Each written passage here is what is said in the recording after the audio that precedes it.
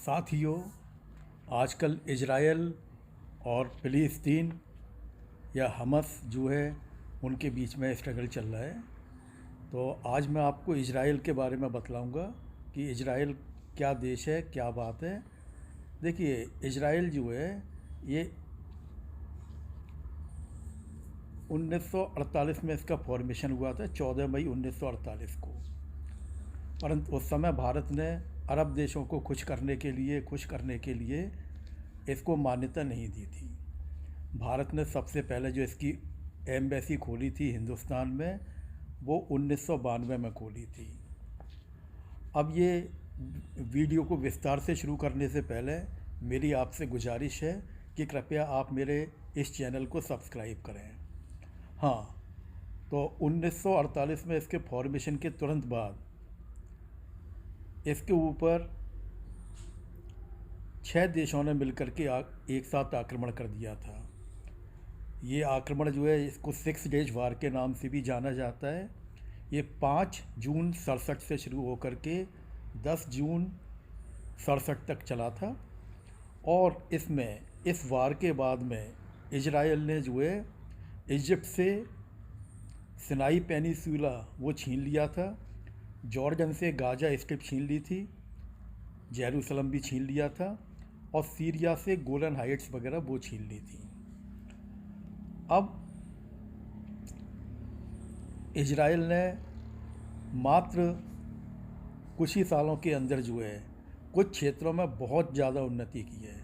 इसमें से एक क्षेत्र उनका डिफेंस के मामले में। डिफेंस के मामले में उन्होंने काफ़ी उन्नति की है। साथ में एग्रीकल्चर के मामले में बहुत उन्नति की है। इसके अलावा उन्होंने जो मेडिकल रिसर्च जो है उसमें भी उन्होंने काफ़ी उन्नति की है। और वैसे भी जो है इजराइल जो है प्रत्येक क्षेत्र में अपना काफ़ी उन्नति कर रहा है। अब आप ये बात बतलाता हूँ मैं आपको कि सब ये यहूदियों का देश कहा जाता है। इजराइल जो है यहूदियों का देश है। और इन्होंने जो है एक बात और कर दी है कि दुनिया भर में कोई भी यहूदी हुए वो इजराइल का नागरिक माना जाता है। कहीं पर भी हुए, चाहे वो किसी भी देश में हुए, अगर वो यहूदी है तो वो इजराइल का नागरिक है वो जो है। हाँ, तो अब ये है कि भाई यहूदी लोगों ने 4 यहूदी पैदा किए हैं और उन यहूदियों ने दुनिया की दिशा बदल दी उन्होंने।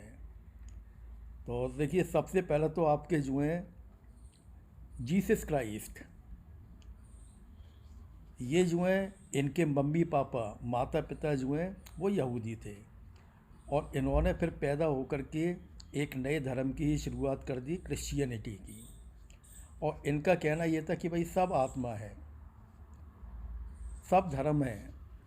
और इसमें जो है आज मालूम पड़ रहा है कि सब क्रिश्चियन लोगों के बहुत सारे देश भी बन गए और करीब करीब 200 करोड़ लोग जो हैं क्रिश्चियनिटी के फॉलोवर्स हैं। दूसरे एक और पैदा हुए, दूसरे यहूदी पैदा हुए, कार्ल मार्क्स। इन्होंने कहा कि प्रकृति में, दुनिया में सब जगह द्वंद्व चल रहा है। मजदूर का मालिक के साथ में है द्वंद्व जो है, पति का पत्नी के साथ में या पत्नी का पति के साथ में जो है वो एक तरह से संघर्ष चल रहा है। और पूंजीपति और पब्लिक के बीच में चल रहा है। पूंजीपति और गवर्नमेंट के बीच में भी इनका संघर्ष ही चल रहा है। इस प्रकार इन्होंने पूरी तरह संघर्ष की व्याख्या की कि सब जगह संघर्ष ही संघर्ष है। और इनकी फिलॉसफी से ही प्रेरित होकर के लेनिन तथा स्टालिन ने जो है रूस के अंदर जो है क्रांति करके वहाँ पर जो है कम्युनिज्म की स्थापना की।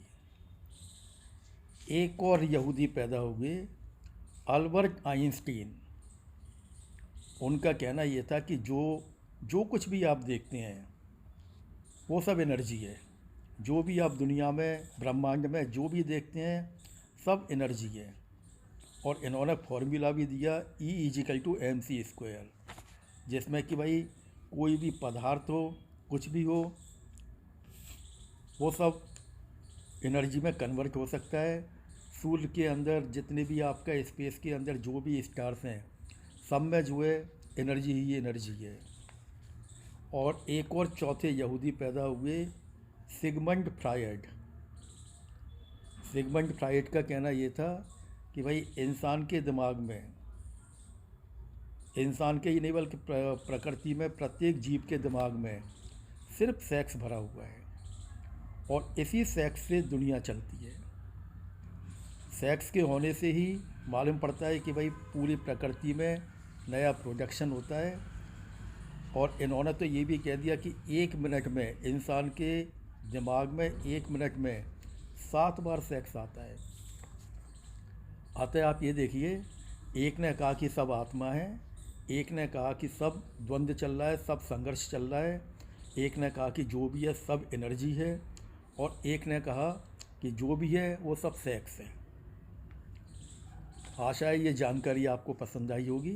कृपया आप मेरे इस चैनल को सब्सक्राइब करें। धन्यवाद।